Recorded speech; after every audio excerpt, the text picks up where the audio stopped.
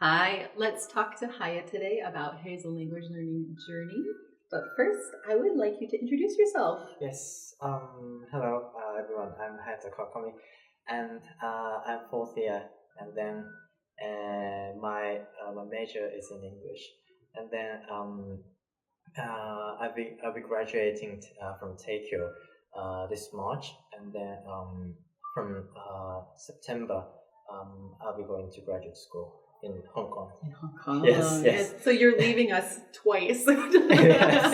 You're graduating Yes, and yeah. leaving us. But Mm. we're proud of you. We're proud of you. All right. So when you first came to see us in Telaco, what was your English level like? How would you describe your English level then? My English at that time was quite good. Yeah, you know what? I can attest to that. Yeah, it was quite good. I'm confident. Quite good. Well, I think it was not very casual and very natural. But after spending a lot of time in here, and then I went study abroad twice, and then my English level improved a lot. And then I think I'm very confident my English now. I think very natural. I think. Let's talk a little bit about you going abroad twice. Yes. Because you studied abroad in the US. Yes, the but US. also in the UK. Yes. And I will tell you, when he first came here, you had more of an American Yes. accent, like pronunciation. Yeah. But now that you studied in both places, you came back with a more British one. Mm-hmm. Yes, that's right. Yeah. Why do you think that is? Like, or what about your experience in two different places using English? So my English education that I have taken was mostly in American English, and then but after going to the UK, of course they speak British English, so like I was influenced by the English a lot, and then at that time I focused on speaking so much, so that my English change into British English. Yeah, quite interesting, I think. You've had an internship there too, right? Yes, like, yes. People facing, right? You were doing tours. Yes, I did a tourist, and then I worked in the museum. So I had many opportunities to talk to the locals over there. So like I think I can give some impression on the accents too, but I'm not going to today. But yeah, maybe next time. Maybe.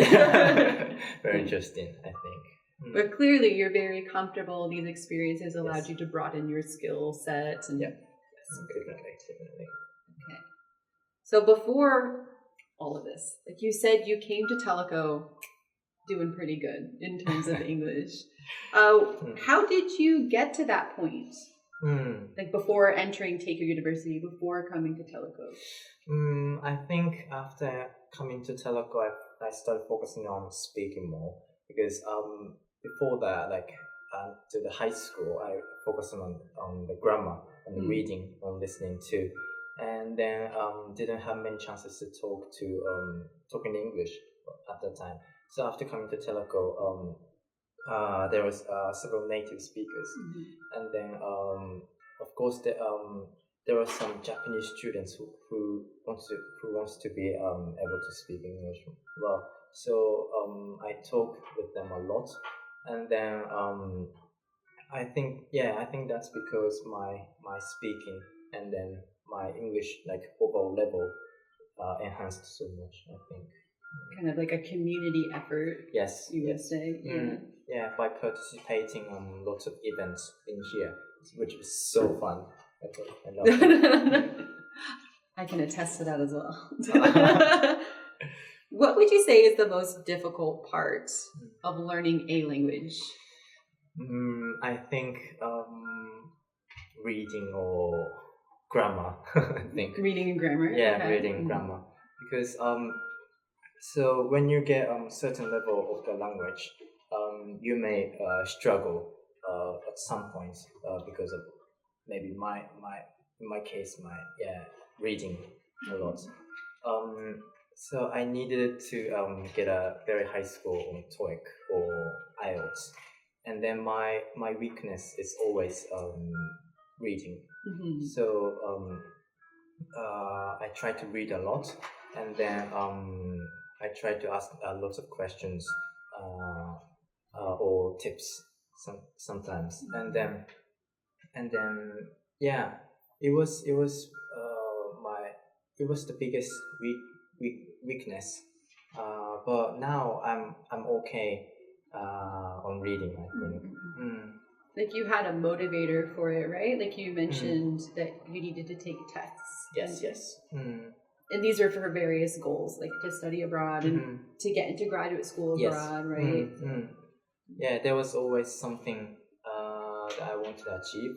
Some for example, like TOEIC. Like I wanted to get more than 800 on TOEIC. So of course I worked so hard on reading, and then on IELTS too. IELTS is harder than TOEIC. So yeah, so it was very hard for me to get a very nice score on reading, but yeah, I achieved it. You achieved it. It was worth it. Yes, it was. Yeah, it was worth it. Definitely. Nice. Now, in what ways do you think Telaco helped you with these goals? I think, as I mentioned before, I wanted to focus on speaking, which I couldn't focus on in high school or before. So by talking to native speakers and then Japanese students or other international students here, my speaking improved so much. And then now I'm very confident, or I'm very comfortable to speak English outside of Japan too. For example, I went to Hong Kong last month, and then they have a quite thick accent, quite thick English accent, and then it was kind of hard to understand. But because I'm very confident speaking English there, so I try to understand the English more, and then I try to communicate with them, and then now I don't feel any uncomfortable now. Yeah, maybe we should hire a Hong Konger to help out with that accent. Right? Oh yes, yeah, quite thick. That's very good. So we talked a bit about you took TOEIC, you took IELTS in order to study abroad and everything. Yes. Did you see your score change before and after coming to Telaco? Yes, I think so. You think so? Yeah. For specifically, coming to Telaco when I was in the first year, and then that was not bad. The score was not bad because that was, I think, 620. It's not a bad score. But now I can reach nearly 900 now, and then for IELTS, first time I took IELTS was when I was in second year. That was 5.5. But now it's 6.5. It's very, and then listening was 8.0. So that was very very good. Quite something. Yeah, that is quite the impressive jump. From 2 years even. Yes, right? Yes. Yeah. Yeah, especially the speaking helped me so much. Especially for IELTS, right? Yeah, for IELTS too. So in Telaco we have lots of chances to talk or express your own ideas, or can be casual talk, but it can be serious. So that helped me a lot, experience my ideas a lot. I think. I'm glad to hear that. What would you say is something special about Telaco? Or what was something you'd find hard to find elsewhere? Even though I'm majoring in English, I think Telaco is very special because you can come here anytime, from Monday to Friday, from 9 a.m. to 6 p.m.